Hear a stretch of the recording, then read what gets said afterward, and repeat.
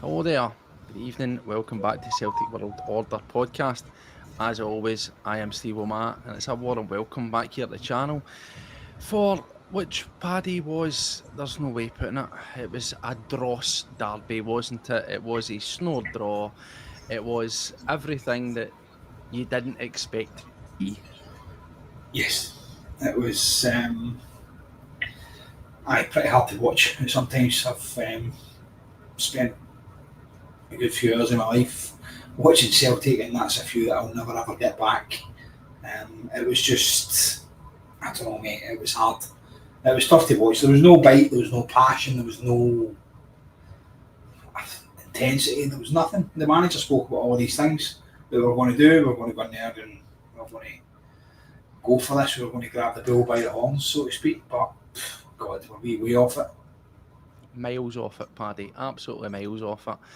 But yep, it's one of the ones, we have to talk about it as well. We say, win, lose or draw, we're going to be here, we're going to take care of business, and we'll get down to business. But before we do that, just as always, welcome back to the channel. If you're new to the channel, welcome.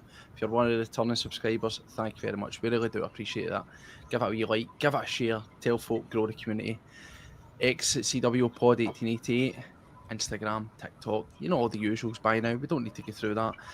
But Paddy, yeah, let's get down to business. And I thought that instead of, since there's really not that much to talk about, I've been seeing a lot of reactions and there's been a lot of opinions on various different players, on the manager, on the tactics, so on and so forth.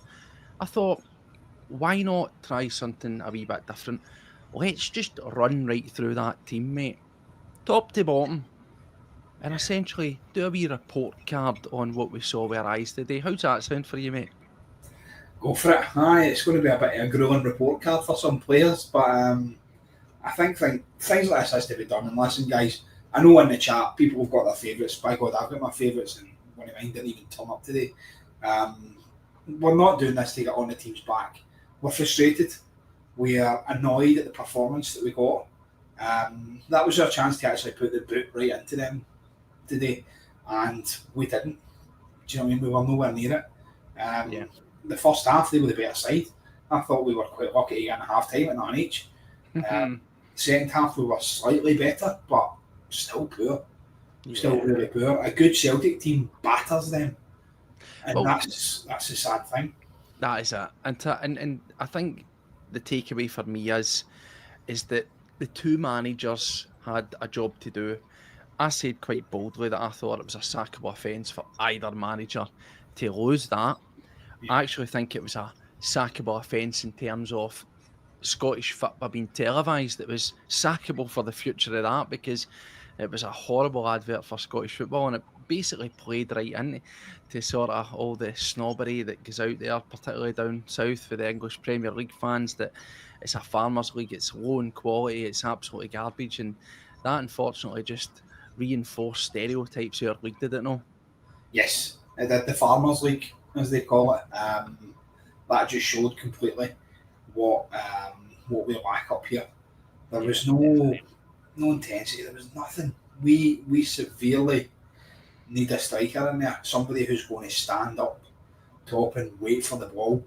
And as for Rangers' new signing, my off-screen stuff, like I was talking to a few Aberdeen fans on here who were sitting with them, and as he walked out, they went, "That's not my off-screen we sold. Look at him. He looks ill. He looks sick. It just looks as if he's on the road out." And well, that's me putting it politely. There was a few choice words, shall we say. I think frustrations will bring that. We'll keep it clean, but enough misery, didn't we? Exactly, mate. And listen, he was nowhere either. So both teams were really, really poor, but focusing on us, we all spoke about Dyson through the middle. It's what we wanted, but he's not an out-and-out striker, and we've seen that. Yeah. Well, Paddy, as I say, firstly, thank you to Wee Mitch here for the donation. Very kind of you, and indeed, it was absolutely brutal. It was make your eyeballs bleed material.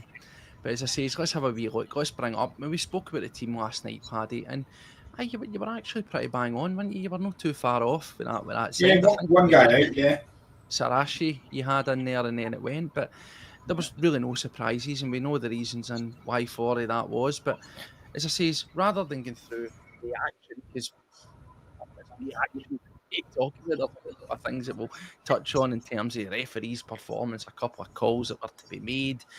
I really just want to talk about this side because I think that the third season malaise that is Brendan Rodgers is here now. For the record, we are not sitting here and blind to the fact that there is larger, bigger fish to fry at this club, bigger failings which have resulted not just as Brendan Rodgers as manager, but every other manager before, and probably any manager that comes after, that there's a systematic failure off the board to back managers sufficiently, to give them options, to freshen up, to move on. We know that. We know that. But I came on here this morning, Paddy. I looked at this team, I looked at the Rangers team, and I says, we are facing a Rangers team who couldn't beat Dundee, that couldn't beat St Mirren, that couldn't beat Motherwell. And I don't care what you want to say about those performances there. Celtic have better players, even that squad there, without the additionals that we need in it. Far superior squad to all of those teams that I've just mentioned. And by God, all those teams gave them a better game and probably should have won those games as well. Celtic looked lucky to get a draw today, and that is absolutely pathetic. And that falls on the manager, that falls on the players, and questions have to be asked because this is now the fifth chance that Celtic have had to go and really do something against Rangers. They've barely laid a glove on them. And again, it is yet another big, high profile, important match, which this side and Brendan Rodgers have failed to go over the line since we beat Rangers in the League Cup final, mate. Yeah, I mean, Brendan even came out and said we were lucky to. Well, what was he says? At least we didn't get beat. We swagged him off for that, did we not? Aye, When he said, "Yep." That's pathetic. I don't want my manager saying that. See, he comes out and he stands there and he goes, "Listen, we're way off it today. Apologies to the fans that came to watch that. Blah blah blah."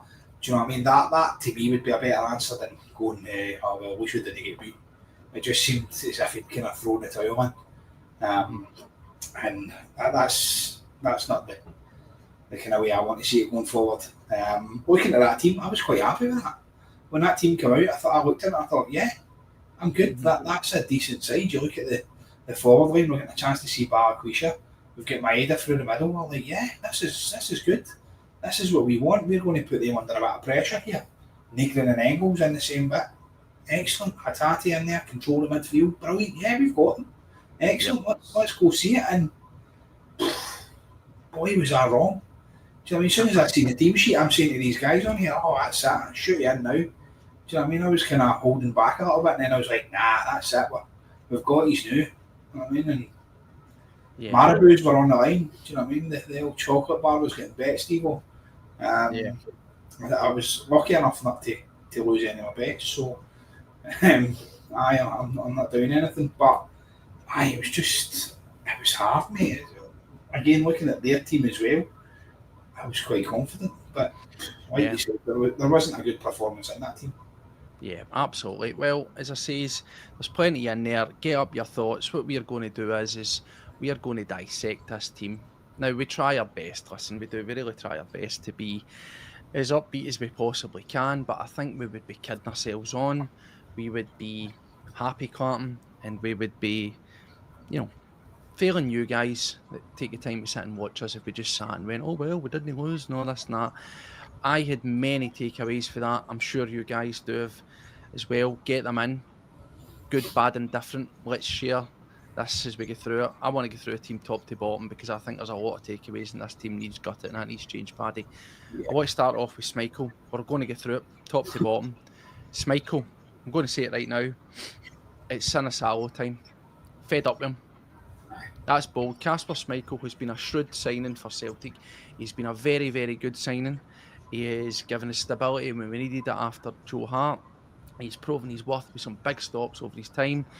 I just don't know what it is post-injury that we've got for Kasper Schmeichel. He looks like a guy who is very much in the twilight wind down these years. Yeah. And he's damn lucky that goal was offside because what's the goalie doing, Tam? I think they would be shouting embarrassing goalkeepers have always got a moment of madness in them. They've always got a bit of instability in them.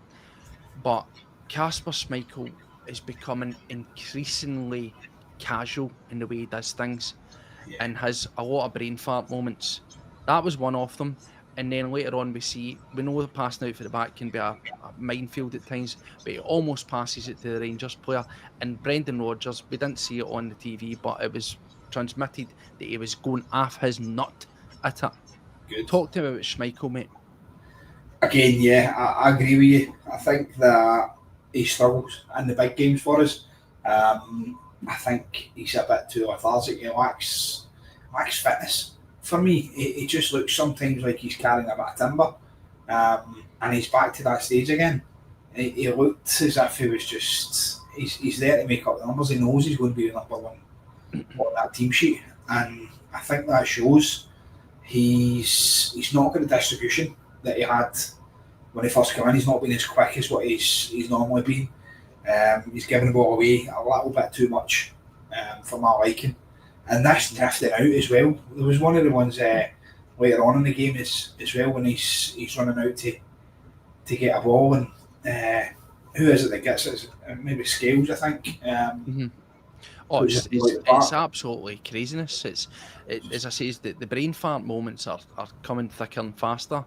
I think Sinisalo, for me, we've been really positive in our assertions and our sort of, reviews of him. I think that he's definitely got it, and I think he's got the hunger and he's got the desire. I'm not saying that Schmeichel's down tools. I'm not saying that. That would be nonsense. But what I am saying is he's a very much a comfortable man. He's becoming increasingly casual, and some of his decision making that he's normally pretty damn good at has been poor. And one of the things that we did say about him in the early stages first season was great with the ball at his feet, good distribution, punches the balls out. As I say, I don't know what it is, mate, but post-injury for me, I just think that Schmeichel is not the same thing that he was before he went in. And I think that it would be unfair to have Sinisalo there, who's more than capable of getting up through the gears and up through the levels and really cementing his place there. I think the rotation needs to start, and it needs to start very soon. Listen, we all like to see Sinisalo. We've seen him come in a few times and seen him do really well. Like McLaughlin saying there, listen, Casper's had 4 clean sheets. I know that. But this is the point, and this is, I've got to say, I'll be honest with you guys, I'll tell you right now, strap yourselves in, because I'm going to like some of the stuff's going to come out of our mouth here, right? I'm just being honest, because it's like we'll get stuff, and listen, we're not here to say that we're right and you're wrong, or vice versa. We all say that, healthy debate, but we're not playing games anymore. There's no point. Yeah, he's got 4 clean sheets in a row, but how much of that is just by sheer luck? Yeah. That's what I'm getting at. Exactly, and it's the opposition that you're up against as well. Obviously up against Kairat, we were lucky to keep the clean sheets against them. Up against the baddies today, I thought, again, lucky. But that's what it comes down to. They didn't have a shot really, other than obviously the offside goal in the first half. So, yeah, it's a tough one for me. He's been a good servant to the club. He was a great signing. But I think it's time that we see, like you say, Steve, a bit of change. I'm not saying here, coming to the next game and we're starting the team with everybody that's on our bench there. Do you know what I mean? We're going to. No, listen. But I do feel like Sinisalo deserves a chance. I think he's one of the guys that's actually come in and he's done a little bit, and we've seen decent performances from him.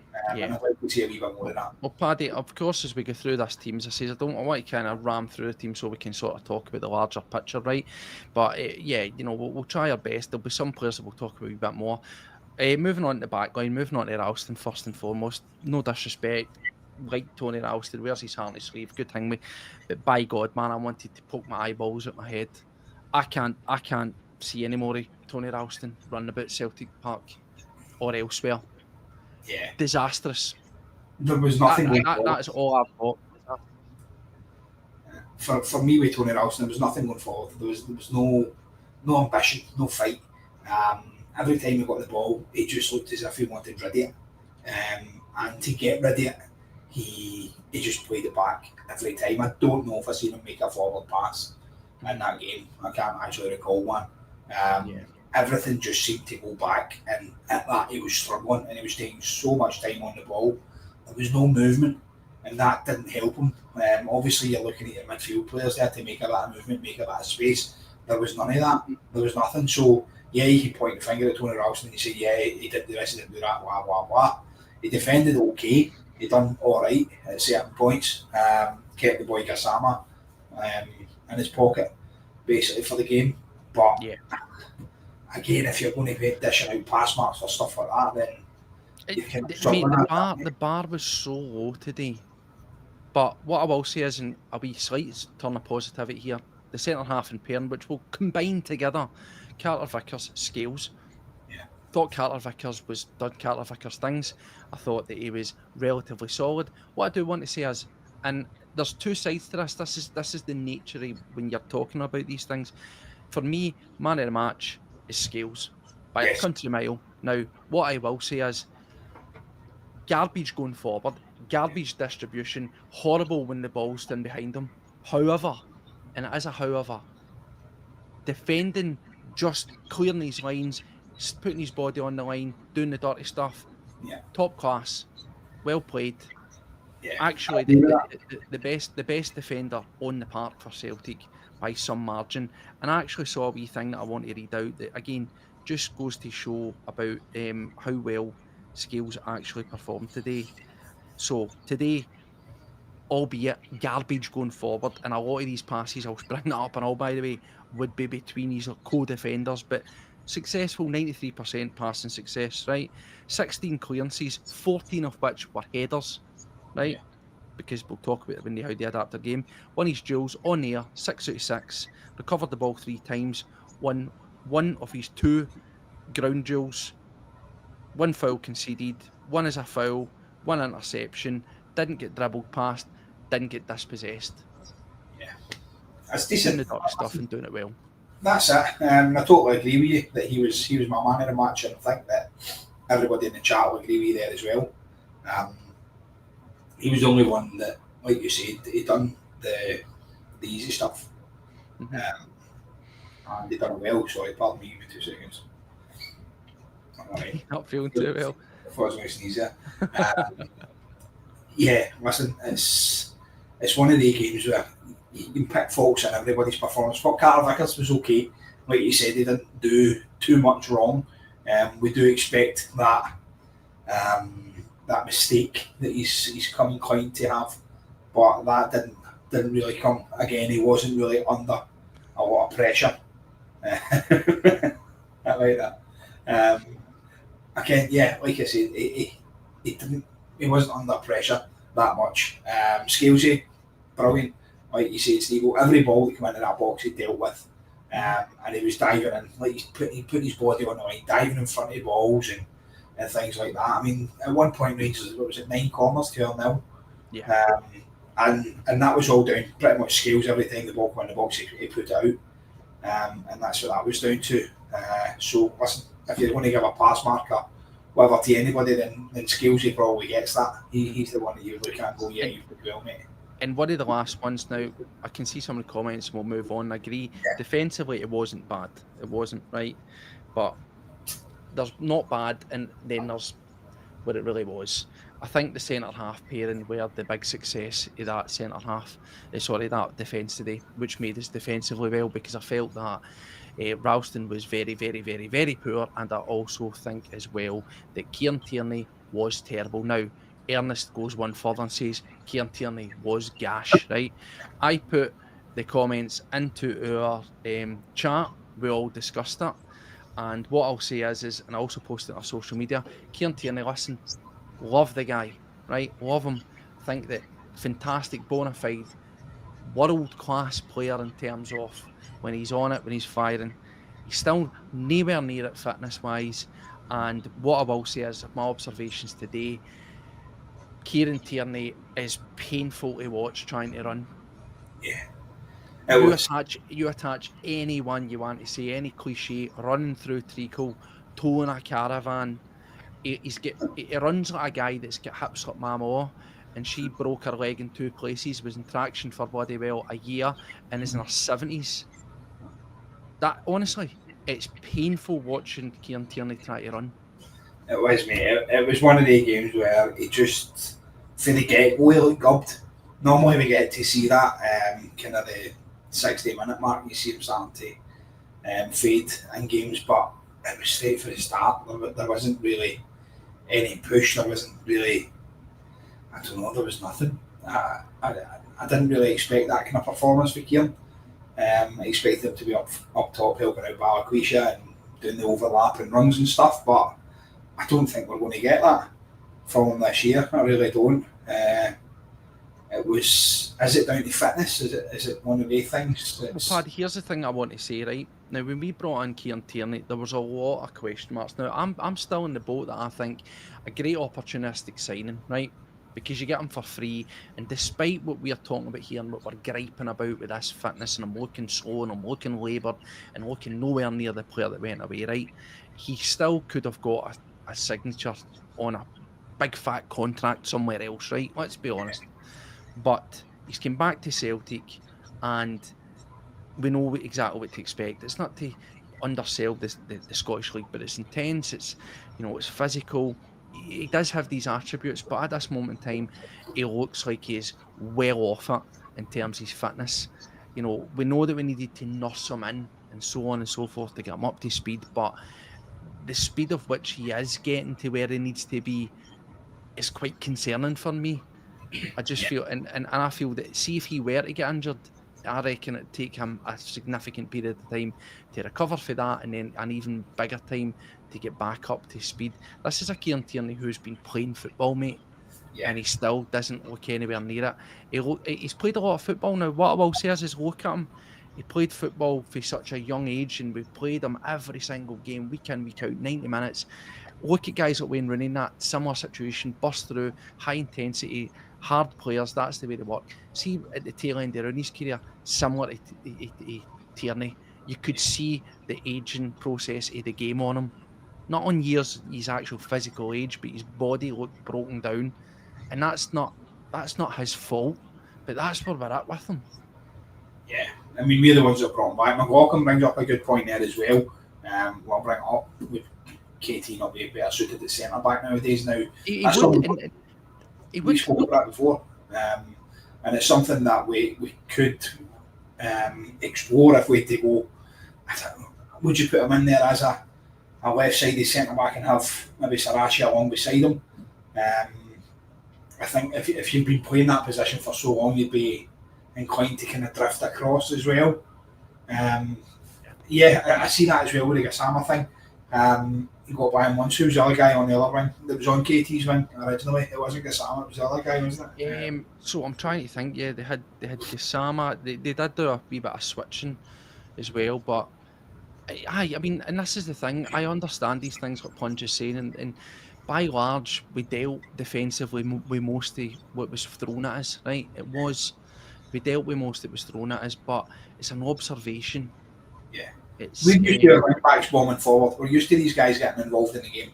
Like you say, playing like wing backs, and getting up the park and linking up with your wingers and making those overlapping runs and putting defenders under pressure. We never seen that for Kieran Tierney or Tony Ralston. We never seen it.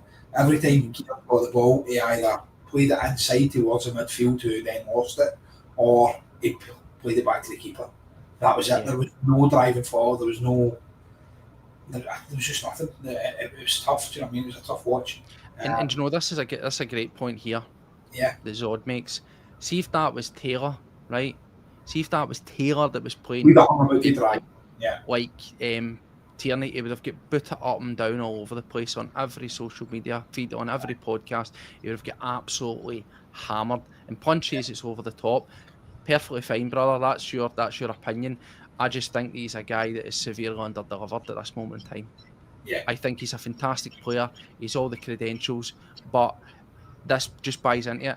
In the same way that people say Scales is an easy target, or Taylor was an easy target. Tierney's an easy defence because he's a Celtic man. Yeah, I get that. I do. The Scalesy thing, mate. How many times did we throw Scalesy under the bus 2 seasons ago? it was pretty much every single week. We were sitting watching games, we're going, Scales and Taylor, oh my God, what are they doing? That's our nemesis, man. Being caught out every single week. And Paddy, this is the thing about doing this. It's great. This is what football's all about. For every time that you're maybe proven right or justified, you'll be then shut up the week following.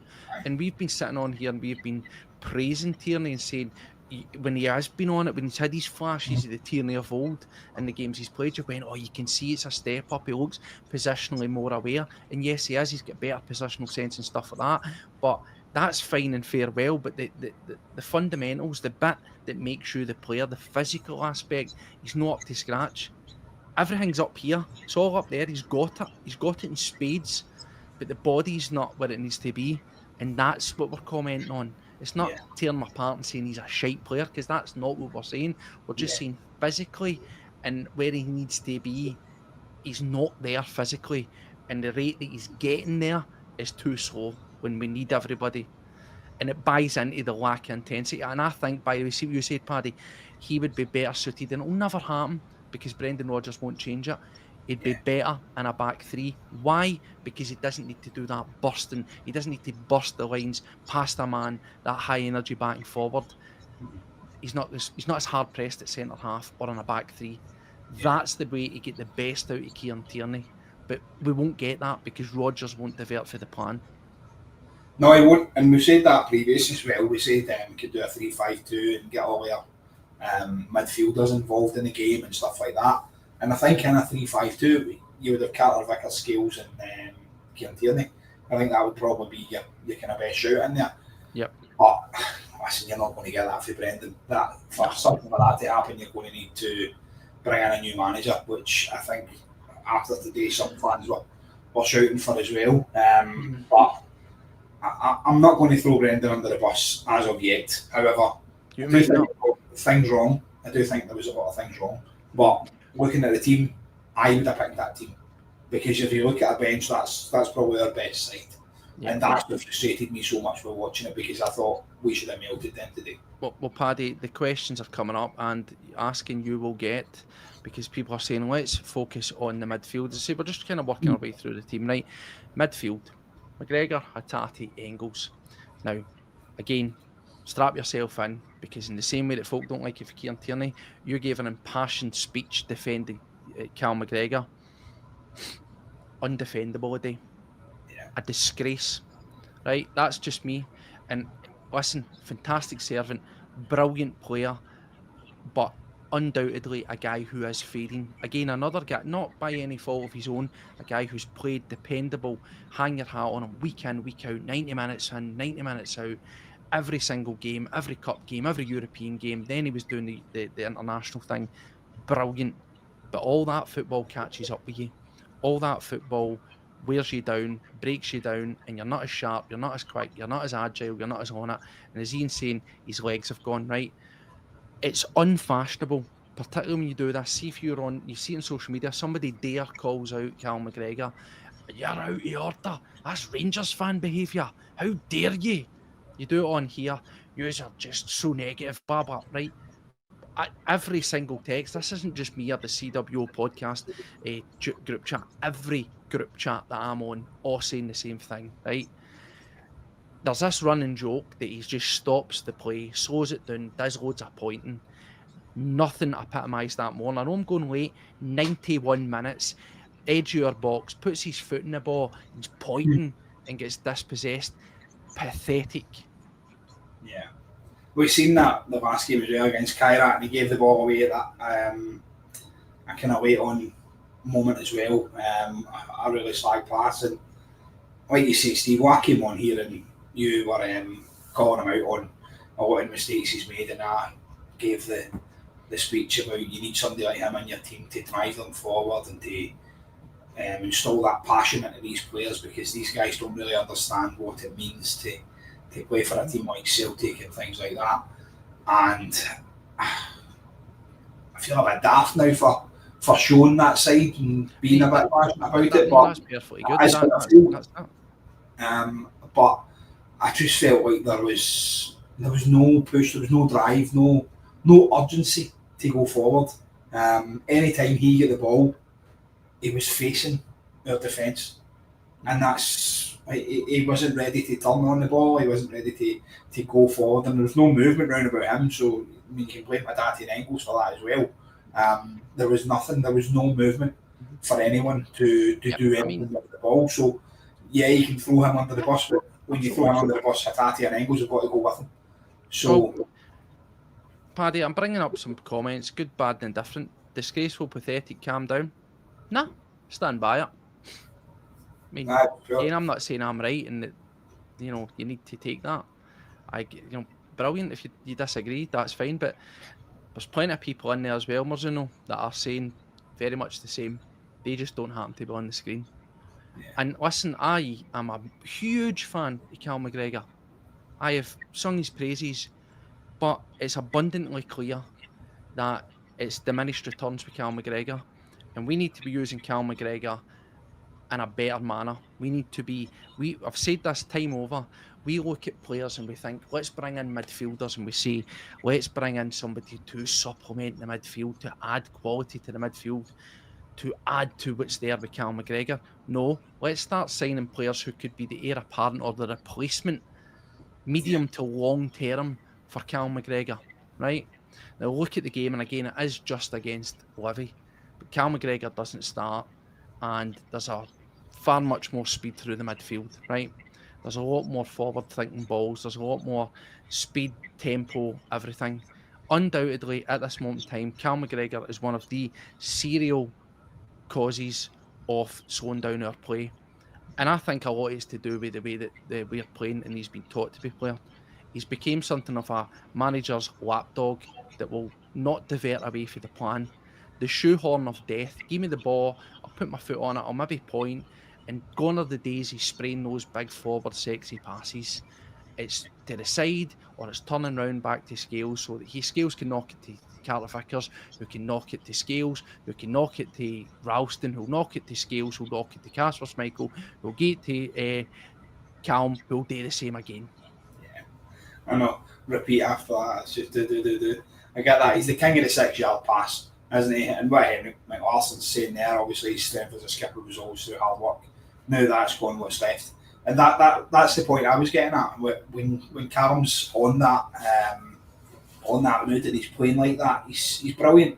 And when he drives forward and he pushes, and you've seen it at points last season, he dragged most of the players into the team and got performances out of a lot of them during games where we were actually struggling. At the point as well when he was out of the team, boy, did we miss him. We really, really did.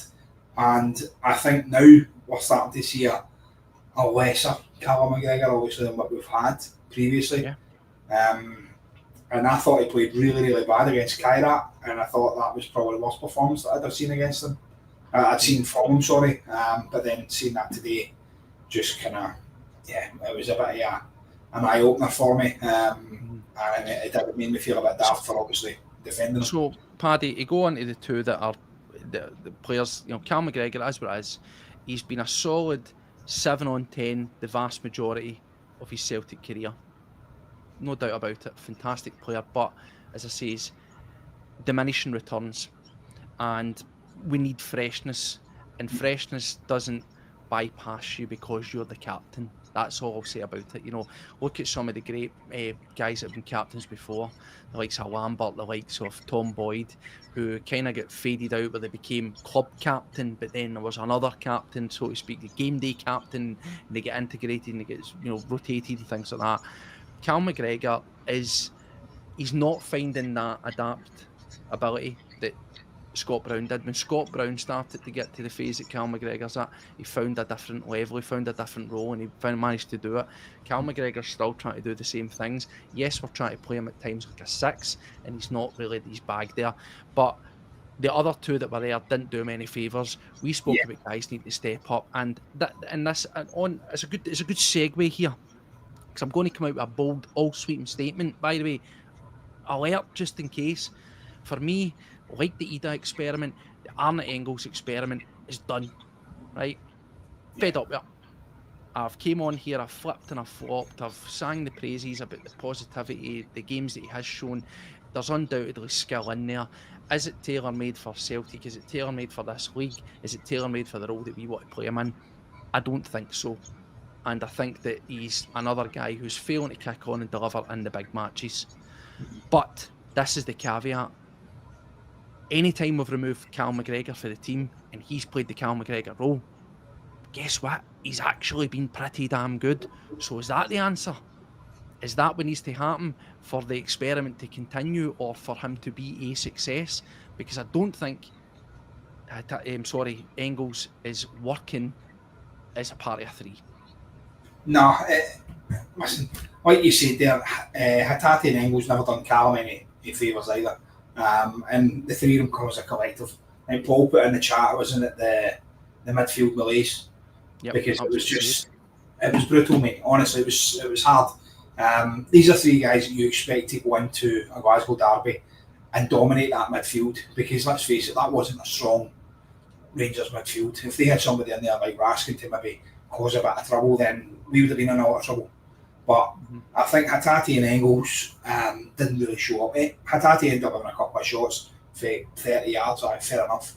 But again, every time he got the ball, his back was to goal, and it was passing the ball backwards, and it was these wee 6-yard passes. There was no drive, there was no movement in front of them, there was nothing. You know my thoughts on Arnie Engels. Listen, I've been pulled up here for slating Arnie Engels and basically calling him out every single week because of the price tag on his head. And listen, how can you keep defending the guy? How can people sit there and go, oh, he'll come good. I heard he was going to come good after a pre-season.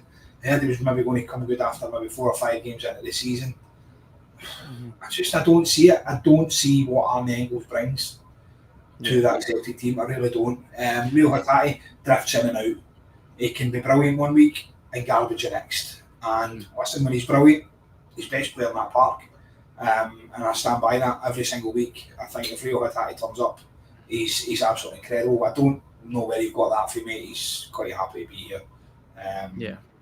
As are the rest of the players. If they don't want to be here, then they won't be here. It's as simple as that. Transfer will be just tomorrow. So, yeah. I mean, see, the thing is, Paddy, I'm looking at it, is, as we'd expect, it's a real mixed bag around about Engels. As I say, listen, I don't think he's delivered. I think today, I thought he was extremely poor. The underlying point about everybody in our midfield, in particular today, was the weakness of character, mentally and physically, right? Now, they weren't playing against destroyers. Playing against Diamande, that's like the side of a rake, you know what I mean? Yeah. Playing against the Sleepy Lion, Connor Barron, these aren't the giants, but they were getting ruffled up and they weren't liking it. They didn't like the level of physicality. I think Engels, for me, as I says, the experiment is over. If the experiment is you play him as part of a 3 with McGregor dictating all the play and one off Hatate or McCown or whatever. Do you think he'd be suited to play the 6 role then? Do you think? I think at this moment in time, when he plays the quote unquote Cal McGregor role, he looks a lot more better. He actually looks better at trying to dictate the play and joining it up. That's just my opinion, right? He's got the range of passing, he's got the vision, and it's been nullified. Again, no disrespect, just facts. Everything's gone through Cal McGregor. Literally everything's gone through Cal McGregor. And I just feel that under Rodgers this season, he's become so safe. Doesn't want to make a mistake. As I say, he's like manager's lapdog. Won't see what you say, that grip the game with the throat and just say, fuck it, tear that up. That's not working. Let's try this. He doesn't do that. It's as if he doesn't want to rock the boat.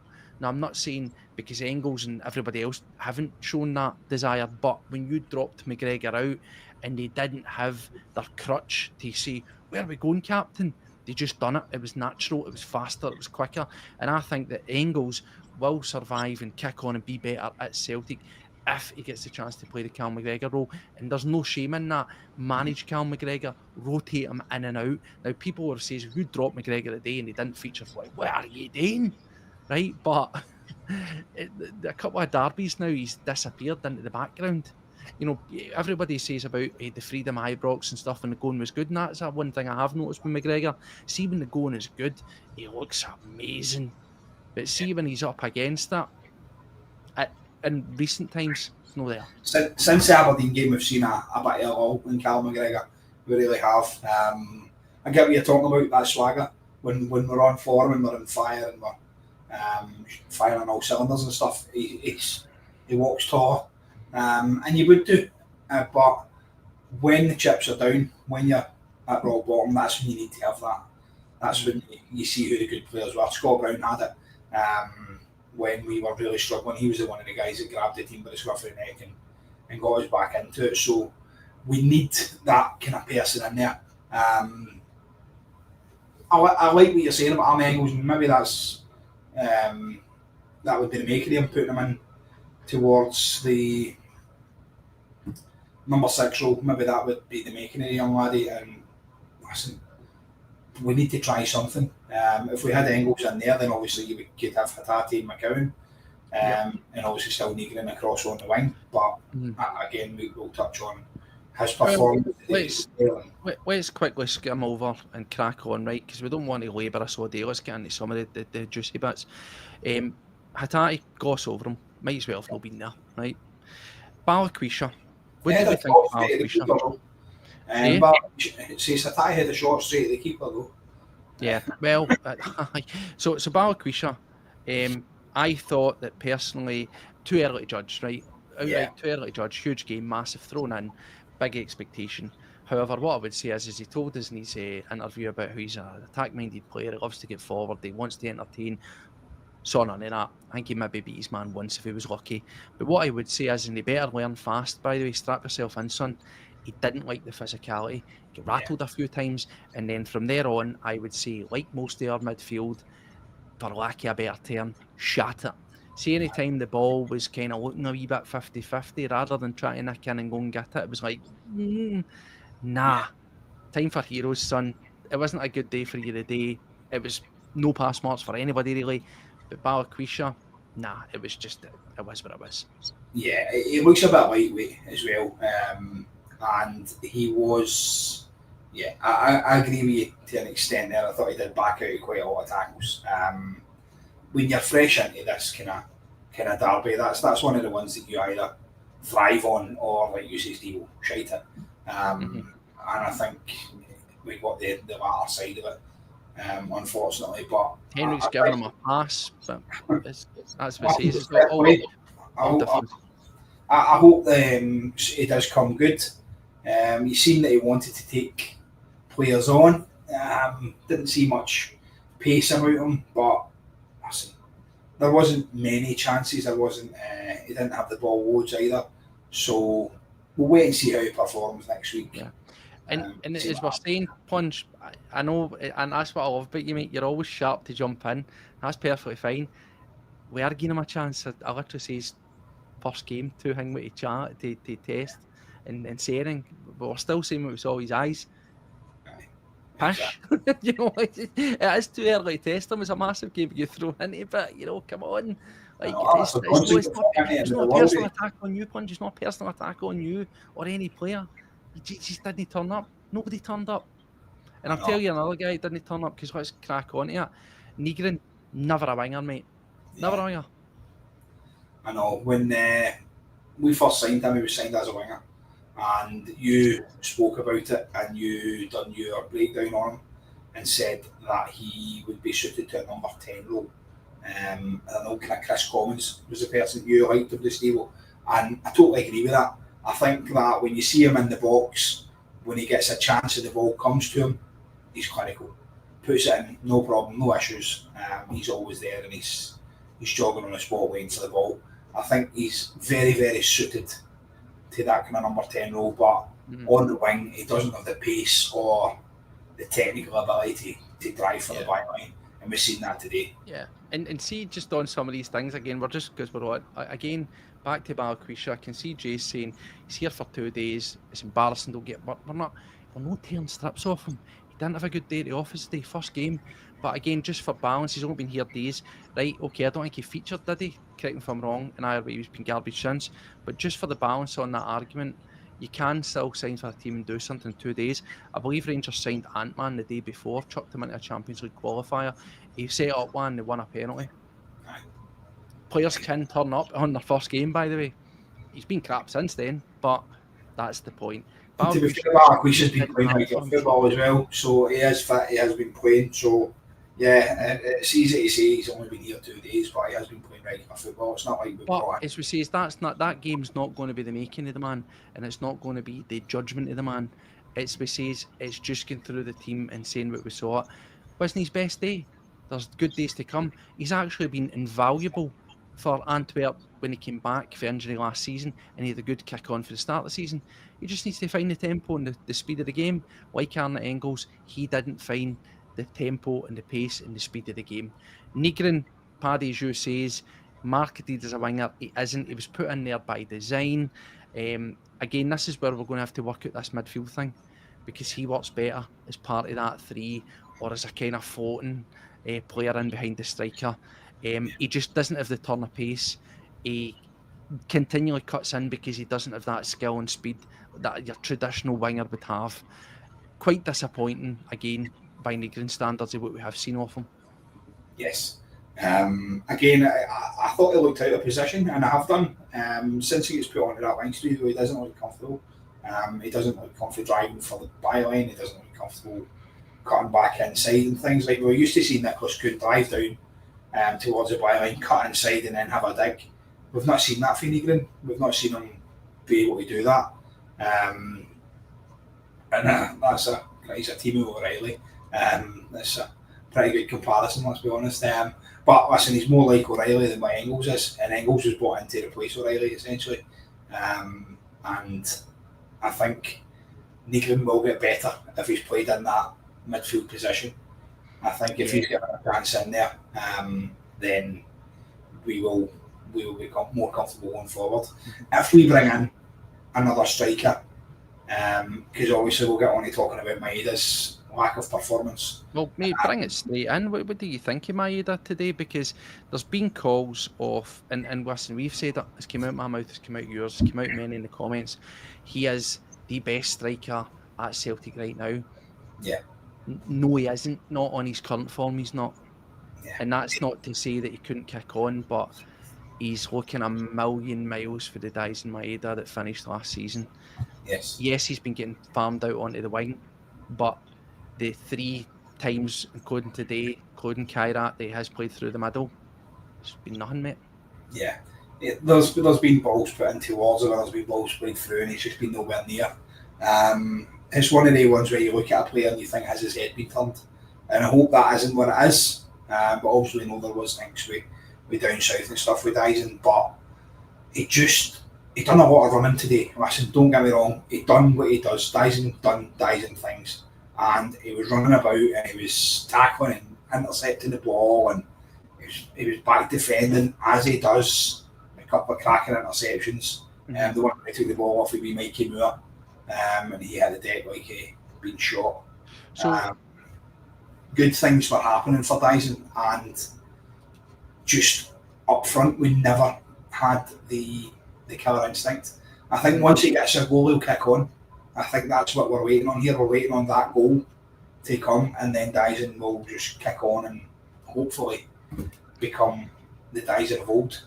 So to finish up, Paddy, on the team, running through the team, the substitutions, obviously we get the 2 Belgians going off, Engels and Barquisha respectively. We get Forrest, we get Shin, and then obviously that sees us out. What did you? And we get obviously Saracchi comes on as well. What did you think of? I think Forrest comes on and gives us his usual, gives a good wee bit of sort of energy. He looks quite lively.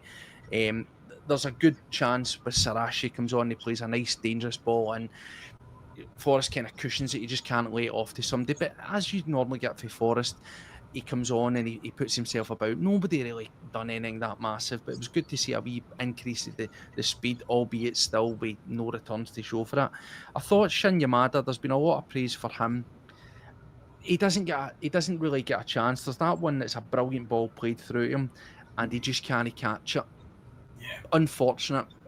Probably rustiness and things like that. So again, I'm more than happy to just sort of give a pass for. I say a pass, but I'm not going to criticise Shin. I felt that he came on, he was energetic, he put himself about, he was unlucky with that chance there. he get rattled a lot of times, and he picked himself right back up and got on with it. He basically done the stuff that you would normally expect Maeda to do. Yeah. So I thought he was quite refreshing.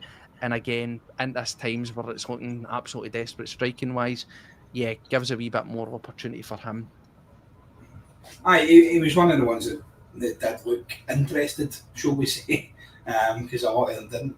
He ran about. There was one of the points as well where I think they had a corner, and we caught the corner and got the ball out pretty quick, and hoofed it up the park, and he was off. He was off at a whippet, sitting there with some of the Rangers fans. They're like, "Who is that guy? What? Look at the speed of him!" And I was like, "Yeah, that's the other boy brought in that shin." Says he's supposed to be quicker than Dyson, which, like you say, Steve, being quick doesn't make you a good footballer, but if the guy's got to turn a pace like that and he's got the work rate of Dyson, right, he's going to be incredible. And I want to see that. I want to see a bit more of him. And that would then state that you're going to have to play Dyson on the wing, because you're not going to drop Dyson. Let's be honest, he's not going to get dropped. So you're going to have Valaquisha playing on the right, aren't you? And See with Shin through the middle. See with Shin. Now, this will be funny because, again, this is just a bit of insight into the sort of the way it is for ourselves doing these kind of podcasts, right? Because I can instantly see it coming up in the comments.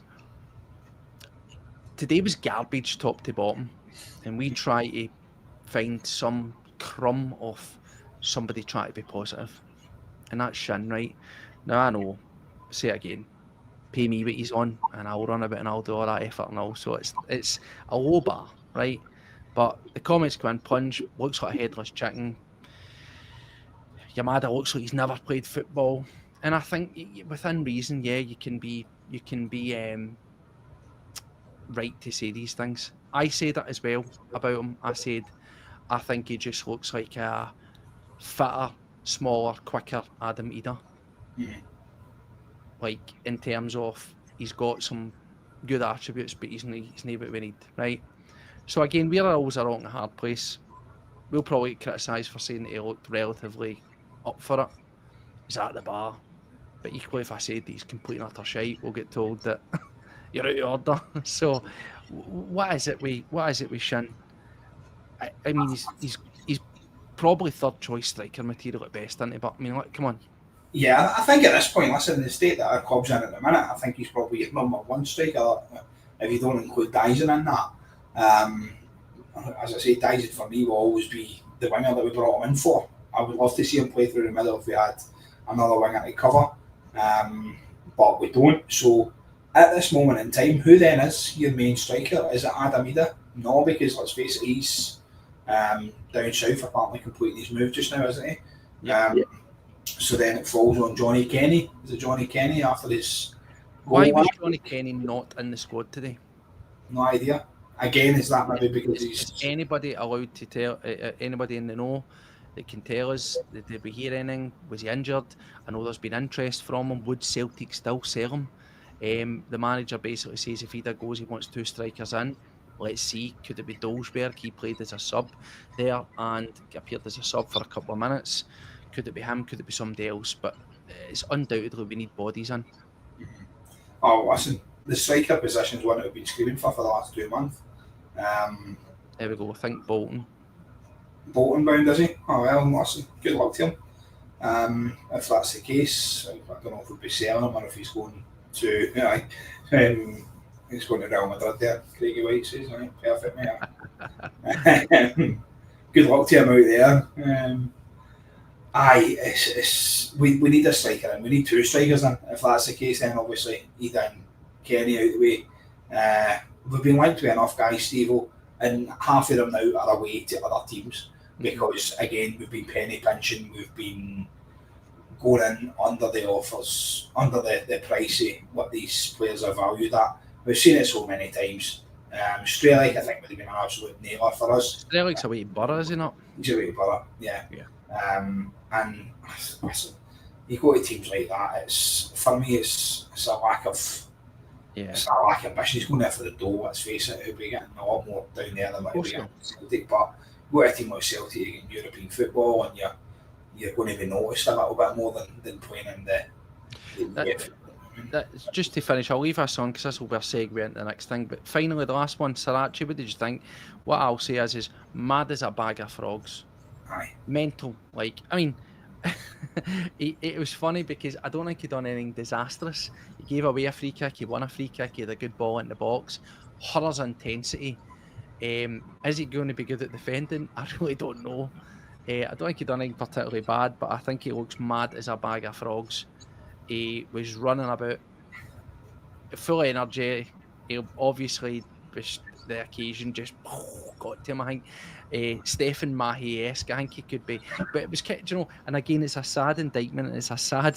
It shows you how desperate you are for positives. But I looked at him, oh fuck, we got a live one here. Know what I mean? You know, he looked a bit wild. The comparison to Stefan Mahi, oh god, I hope not, man. Stefan was class, wasn't he? He was one of the players that got you on the edge of your seat. You didn't know whether it was going to get sent half or score a worldie. It was one of them. Saracchi, when he come on, he had a bit of intensity about him, wanted to go forward. I think obviously because Kieran was lacking that drive to go forward. When he come on, it looked as if, like you were saying, Steve, it looked as if it was, oh yes, this guy's a bit of chaos. He's going to drive, he's going to go, he's whatever else. He got himself about. He's no Burner boy, Ryan. Come on, son. Jesus. Hopefully he's a bit better than him. The comparison to Mahi, I can see that. I can see the kind of madness a little bit in there. That's brilliant. So, yeah, I hope he can kick on. I hope he becomes the player that we hope he can be. Yeah, like you said, he didn't do much wrong. That is a box of frogs, but if you put them in a bag, they'd be more mental. I'm what a bag of frogs. In a bag. But Paddy, so yeah, let's wrap that up and start trying to actually talk about it. It's quite, we went through it, as I say, it's just something a wee bit different because I've seen so many people picking out every single player. I thought, let's just run through it and say collectively it was garbage, but let's do a wee report card on them for that game. Now, there was 2 incidents of note. I've got the VT, as they say in the pro angle here, and this is the first one. It's a penalty claim for Rangers. For me, absolutely not. Miovski incites the contact, but here it is.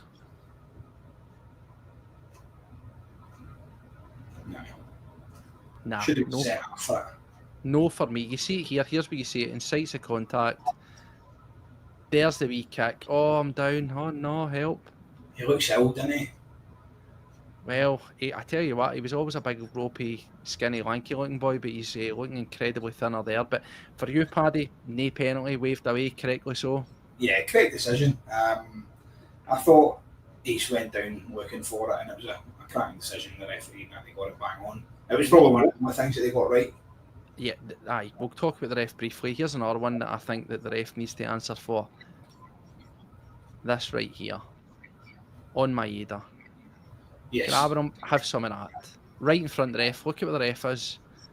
Look at what the linesman is. Nothing. Yeah. Let's play that again, just for good measure, in case you missed that.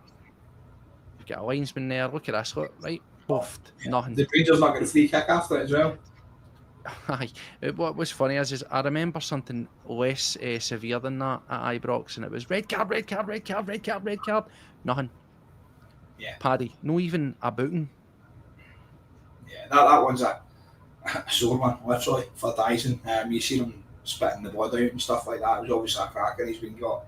I thought that should have been looked at. That one should have been at least a yellow. He's not meant to crack him, but obviously he is holding him. He's kind of let the hand go. So I thought that should have been looked at. On the referee's performance, Steve, I thought that he slowed the game down so much. I thought that every single little bit of contact that there was, the Rangers players went down. They were backing in and falling constantly. It was like playing a game in Europe. Honestly, it was like playing one of these Portuguese teams or Spanish teams or whatever. Basically, every single time somebody backed into a player, they hit the deck, and the referee fell right into the trap. And he just slowed the game right down, and again that was right into their favour. Of course, it was. It was clean out their hands. Here's another one Ian brings up, and I know it's the death, and it doesn't matter when it is. It doesn't matter if it's the second minute or 92nd minute. Butland's pretty good at this, putting the ball out two hands outside his box and doing things. It's small things, but it's things that add up. I agree. I thought that Robertson failed to play the advantage on a couple of occasions. There was the one that we were through and he calls it back for no reason. Yes.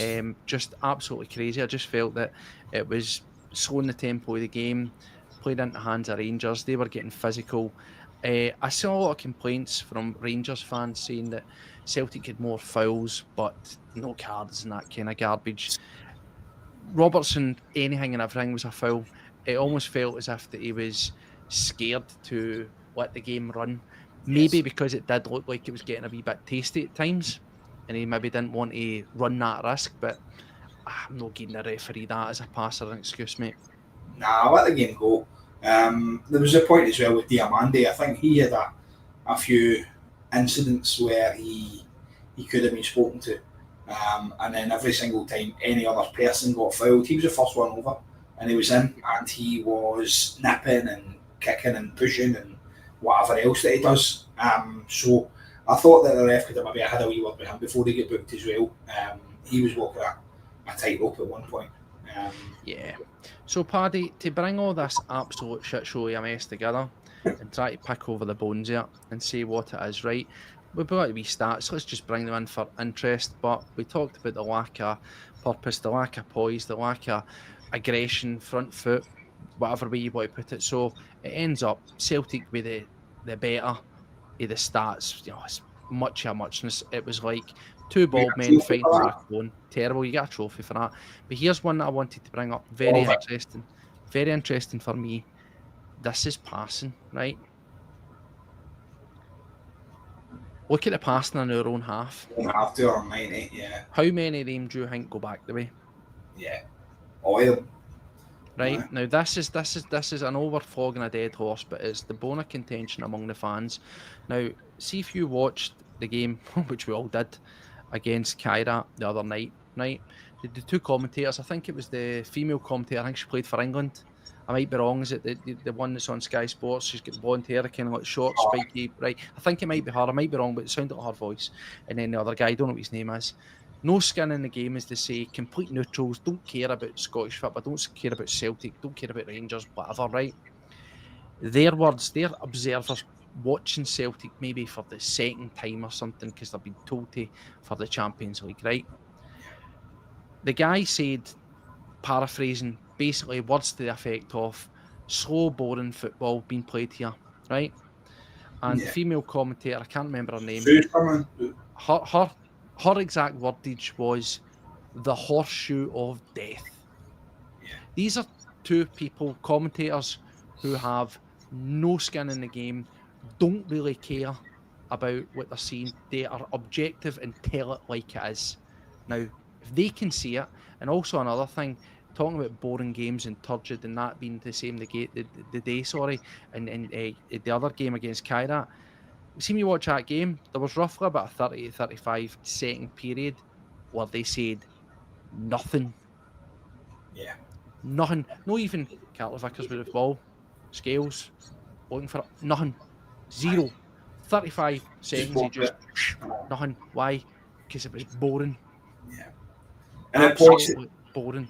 It points in that game today as well, Steve, where you seen it. I mean, I'm sitting there surrounded with Rangers fans and a couple of Aberdeen fans, and everyone is just sitting kind of looking at it going, wow, this is just, it was brutal. It was just, it's not nice to watch. Under Ange, we were more compact side, we were better going forward, there was always a high press. Stop fucking passing it back. Do you remember it? Aye, exactly. Have you seen that there's a meme going about as well, and it's like in a cartoon picture of Big Ange standing over Brendan, and that's exactly what it says, stop passing it back. And it's frustrating. I get the possession thing, and I get that, keep the ball, and as long as you get the ball they can't score and things like that, but I just feel like you need movement, you need something going forward, you need to drive, and we had that under Ange, we really did, we had that. Now I'm not saying Ange's the answer, let's go get Ange again, bring him back and just start. I don't think Ange would come back, I don't think he would. No, but obviously, listen, he had plan A. We spoke about that before. Ange had plan A, and if plan A did they want plan B was do plan A better. That was it. And Brendan's becoming a little bit like that. When Brendan Rodgers first came in, Steve, we were watching one of the games, and it was 4-3-3, and nothing was happening. We weren't breaking teams down, and straight away, 60 minutes into that game, he changed to a 3-5-2, and we went on and won that game. I think Tony Ralston scores the winner. I think it was against St Mirren. And we were watching it going, oh my God, this is brilliant. This is what we're going to do going forward. We're going to be changing formations during games. We're going to be, wow, this is it. We're going to be dominating everything in Scotland. Listen, fair play, we have still dominated everything in Scotland, but we haven't seen that change. And I think Rodgers is very stuck in his way now. And I don't know whether that's an arrogance thing, because a lot of people do say that he's quite arrogant, but I feel like are we changing needed? Are we tweaking there? So Paddy, to come full circle on it, right, from where we started at the start of this show to right now, blame is a hard word. Folk don't like the word blame, right? But, and again, just for repeating for the benefit of the doubt, we know the board have failed us. They've failed every manager. This isn't exclusive to right now in Brendan Rodgers. We've covered it extensively and we'll continue to shout about what the board don't do. But it comes down to football, it comes down to what you've got on the pitch, it comes down to the way you set up, the way you play, the way you adapt, the way you switch your tactics, move the pieces about, whatever you need to do to get the job done. I repeat, this is now another major big game, an important game, because it's the first derby of the season, right? It's not the last when you're out of sight or whatever. It's the first. This is another game that Celtic have failed to win. That's important since the League Cup final, which they crawled across the line in penalties versus Rangers. Right, that's just fact. Yeah. This is, I think, how many derbies now that Rodgers has failed to beat? I think it's actually. I think they say it's the first time since Gordon Strachan that I've managed to not win. I think 4 or 5. Consecutive, they've failed to win in 4 or 5. I can't remember off the top of my head, but anyway, they failed to do that, right? These are the kind of records and stats and things that you don't want to be doing. This is a Rangers team that up until this point underwent almost 180 odd shots at their goal, right? To now, in some cases, with 4. There we go. Thanks, Jay. With lesser teams, and we can barely late on muster up 3 shots, 4 shots in target, right? It's completely impotent. It's wet, it's soft, it's limp, whatever you want to call it. Simply not good enough. The manager won't change it. Well, can the manager change it? So, yes, the board have failed us to an extent. Not to an extent, they've failed us full stop, right? Yeah. But the manager has to carry some of this blame. They players have to carry some of this blame. And I'll say it boldly, I think we are now finding ourselves in the dreaded third season malaise of Brendan Rodgers. Look at the first tenure. Yes, you'll point to treble, but first I'm just talking about the performances, not the results, the performances, what you pay your good money to go and watch, right? Of course, you'll always be smiling because you're winning and that's great, but it does mask the shortcomings, right? First season, brilliant, what is this football? This is amazing. Second season, still getting the job done, delivering our treble, brilliant, love it, right? But it wasn't quite the same. Now, I know you can't maintain that level or go up all the time, but it's gradually, slowly and surely going down and down and down. Third season before he leaves, turgid, sloppy, boring, possession, garbage, and it takes Neil Lennon to come in, fire it up, grab that team by the throat, push it through. Leicester, Liverpool. There's a common denominator, and it's Brendan Rodgers. He's never going to get a new team every season. Let's make it clear now. Yes, he should be getting quality additions, no doubt, but it's not going to be wholesale. He needs to find a way to change something. He needs to find a way to come up with a new system. Pep Guardiola is a prime example as well. He's getting fun now. Yeah. You can't just keep doing the same thing and expect the same results. The thing is, the definition of insanity, isn't it? Do the same thing over and over again and expecting different results. And it's something that we've seen over and over and over again. Like you say, Steve, you can go back to Brendan Rodgers' first time in charge and you see it then. You see he's getting to that kind of lacklustre stage. We need to change. We need players in in this transfer window, and we need them rapid. Obviously, it ends tomorrow night. A lot of guys in the chat as well, they're obviously talking about O's move to Stuttgart. Listen, brilliant move. And Celtic will get a 30% sell-on clause in that. So we'll make another few quid off of that as well. But what are we doing, mate? Are we going to invest that? Is that money that's then going to go in and buy a replacement for Adamida? We're going to put that on? Because that's basically the 9 million we paid for Adamida. You get the money for your own and the 7 million for Swansea, the 6 million for Swansea, whatever we're getting. And that's him paid for. So, listen, let's just keep the fingers crossed, keep the heads held high. We're still top of the league. We're flying high. We might not be performing fantastic on the pitch, but we're there. We've kept a clean sheet at Ibrox, so we'll take it. So, Paddy, to finish up on that, because people are talking about it, right? I'll just bring them up real quick. First one, unbelievable. Yeah. Stuttgart. It works out about £24 million. What was it we got for him? About 5 or something? It was something crazy, wasn't it? Right? So it's anything above the value of selling that you'll get 30% on.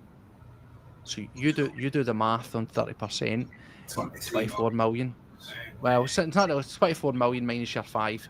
You're getting 30. You're getting 30. You're getting 30% on 19 million.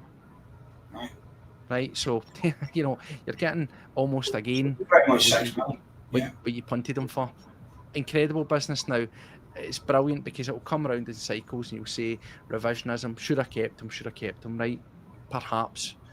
It's funny as it sounds, I think he's better than Kenny. I do. I think he's better than either. I do. Right?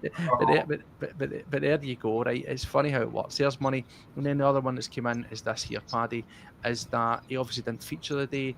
Is that Yang could be getting back down, going down to Birmingham to join Kyogo, join Awa, £3 million.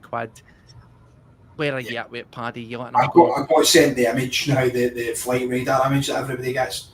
And it's the flight leaving Glasgow, going to Birmingham, the private jet. This is Yang heading down. It was just as the game's about to kick off. I was like, I hope he's got a telly on there. I hope he's too early to watch it.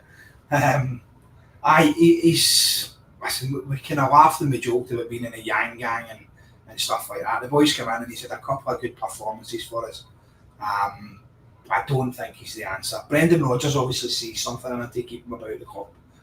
Or is it just because he didn't have any options to put anybody else in there? But I think if you can get 3 million for him, it's decent. Get a good sell-on clause in there, because I do think he's another one that will come good.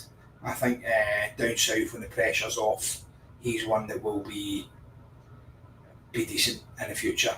I think there's a lot of games that people hold him accountable for, and Tuesday's performance will be one of them. And there's a few games going back last season when he was a passenger, and when we needed him to step up to the mark, and we never seen it. And Celtic fans were a very fickle bunch. We see things like that, and we see players. We want them to perform every single week. We want the best out of every single one of them every single week, and he was one of the guys who was a passenger quite a lot of the time. And I think that will help push him out. And there's a lot of fans who be quite happy he's going. Well, Paddy, thank you for joining me, and thank you to every single person joining as well. We're well over 220 there at our highest point. It's nearly 11:30, but there you go. I think the international break, we normally don't like to see these things coming. I think it comes at a good point. I think today that there was a lot of lessons again to be learned. That there's still deficiencies in this team, but hopefully the manager, hopefully the players. But I'm more leaning towards the management team. They take away and have a right good look at it and say, what do we need to do? And they come back with a fresh impetus. They come back with a new approach. They come back from another, approach and something fresh. Remember whenever Neil Lennon decided to just change the formation and came back and it was ripped on, it was all happening. That's what we need. Russell Martin, just to bench him, he knew what he had to do today. He knew that if he tried to play the way they had to, the usual play, they'd get opened up, they'd get cut apart, and they'd get battered, he'd be out of job. What did he do? All right, he reverted back to old Rangers type, packed the midfield, got physical and launched the ball, but he did what he had to do to get a result. Celtic didn't do what they did to get a result. They didn't change, they didn't mix it up. And we do have the players that would allow us to get a formation change. Hopefully, transfer deadline day tomorrow. We'll cover anything that comes out of it. How many players, realistically, Steve, do you think we're going to buy? I think we need 3. Absolute bare minimum, we need 3. I know we need 3. How many are we going to get?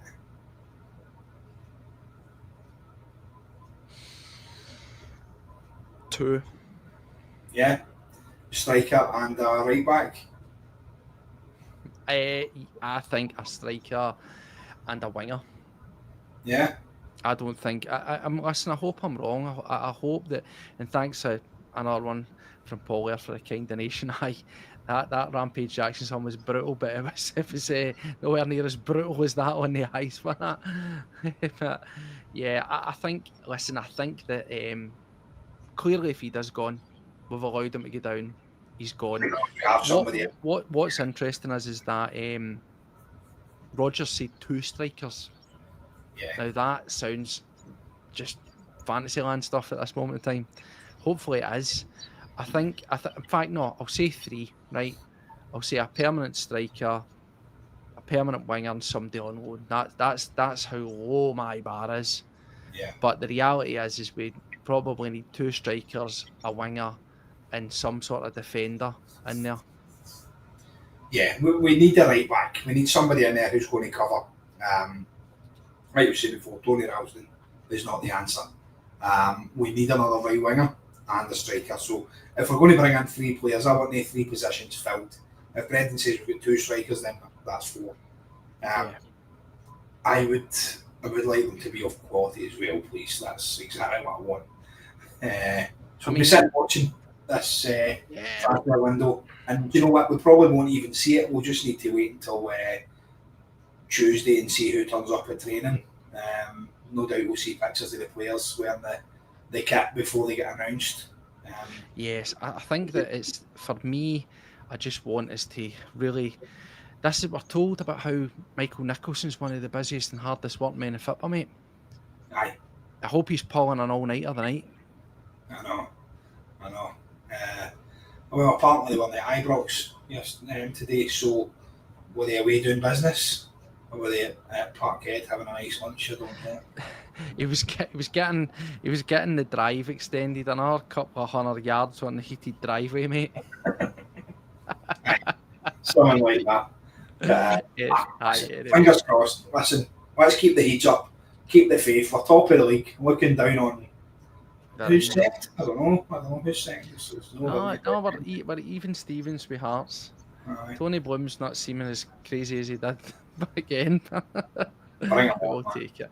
But anyway, listen, thank you to every single one of you for joining us. We wish it would have been something a wee bit more positive, a wee bit upbeat. But hey, listen, transfer window tomorrow. Hopefully we get some good players in the door. Hopefully it's the big word. What Celtic fans call it, the window. Absolutely, the window, yes. Hopefully we get some people in there and we get some strength. It's a sad indictment of where we are, Paddy, but at this moment in time, as much as it's short-termism, stopgap plugging, mate, I'll even take loans. We just need players and we need them at any cost. You remember back when you asked me, Steve, when we would do most of our business? Yes, and you're 100% right. I hate the fact that you're right, Paddy, No, but you are right. I'm so chuffed. That is the only thing I've ever. Do you know what I'm looking forward to the most? I say this is totally sarcastic. Let's just say we do sign those 3 players, right? You'll have heard about it. You'll have seen the leaked pictures at like 10:30 in the morning, and you know they're there. And then in the last hour, they unveil them like it's brand new, so it looks like they're doing hundreds of business. It's fucking annoying. Come on, you know that's exactly what's going to happen. Whereas what should happen is it should just be boom, boom, boom. They're the players the other side. Get your head around that, have it. But they hold off right to the end where it makes it look like a lot is happening. And I tell you right now, there's one thing that will be completely unacceptable. Tomorrow is the chance for this board to get a tiny, minute smidgen, a crumb of credibility back. They've done us again, but it's not unrepairable. There's a lot of football to be played. There's a European campaign. It's about giving ourselves the best chance to get that done. There's a wee tiny, minute, not redemption, but to make things a wee bit better and put a bit more smiles on the face, going into the international break, it's a good time for it. Get these players in, get them settled. No, no, look, we'll probably sign folk that are bloody on international duty and we'll get to see them. That's just the way it. But we'll see what's as Typhon says, I think they care. They don't care. That's the most annoying bit about it. But hopefully, just hopefully, we get something and we can kick on, regroup, reset, and come back looking fresher, the tempo back, the excitement. And any players that have maybe been angling, looking uncertain, if they're here at the end of it, well, it's in their best interest to kick on, and then we'll revisit this big circus again in January. So listen, thanks to everybody for joining us. Paddy, thanks for taking the time. I know that you're early shift, you're up super early tomorrow, so I better let you get to your cabin bed. So thanks very much, everybody. Take care of yourselves. Until next time, Paddy, tell us all. Always, See you later. Bye-bye.